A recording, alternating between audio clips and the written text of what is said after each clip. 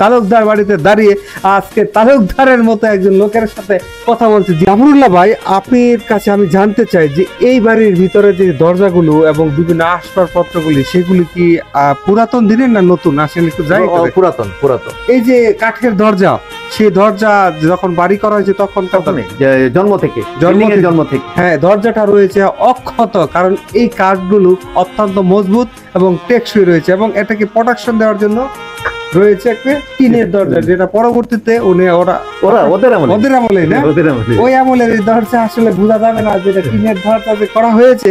সেই ক্ষেত্রে এর ভিতরে যে একটা দরজা রয়েছে, আর জানালাগুলি দেখেন, একটু বলেন জানালাগুলি। হ্যাঁ, জানালাগুলো তৎকালীন সময় বিল্ডিং এর সাথেই। হ্যাঁ, দেখেন 100 বছর আগে, আর এই বেঞ্চ 100 বছর আগে। অর্থাৎ তালুকদার যার সম্পত্তি ছিল, যার সে হলো তালুকদার, যার ভূমি ছিল চাষ করার সে হলো তালুকদার। ঠিক তেমনি একটি তালুকদার বাড়িতে দাঁড়িয়ে আজকে তালুকদারের মতো একজন লোকের সাথে কথা বলছে, যিনি খুবই স্পষ্ট এবং সুমিষ্টি ভাষায় কথা বলছে, আমাদেরকে বুঝাচ্ছে।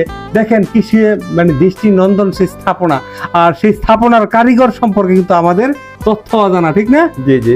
আবার এখানে দেখেন যে কারিগর মেবি ইন্ডিয়ান মিস্ত্রি, তারা ইন্ডিয়ান। দেখেন কারুকাজের কত নিখুঁত ভাবে করা হয়েছে। যদিও এটা বর্তমানে করা হতো, কতগুলি ভেঙে খুশি পড়ে যেত, অর্থাৎ মিস্ত্রি তাদের কাজ বুঝিয়ে দিয়ে টাকা নিয়ে বাড়ি চলে যেত। কিন্তু তারা টাকা নিয়ে বাড়ি ঠিকই গেছে, কিন্তু কাজটা কিন্তু মজবুত করে গেছে। দেখেন আবার ওইখানে একটা ফুক দেওয়া আছে, সম্ভবত এখানে ব্যায়াম করা হতো তৎকালীন সময়ে যারা জমিদার। ব্যায়ামের জন্য এই হুকটা ছিল, তারা যখন এখানে পূজার করছিল ভিতরে, এখানে লাইট টানাতো। হ্যাজাক লাইট সম্পর্কে করছিল ভিতরে। আচ্ছা ঠিক আছে, আপনার বাইরে একটু দৃশ্য দেখানো যাবে ভিতরে? অবশ্যই। আচ্ছা চলেন যাই একটু ভিতরে।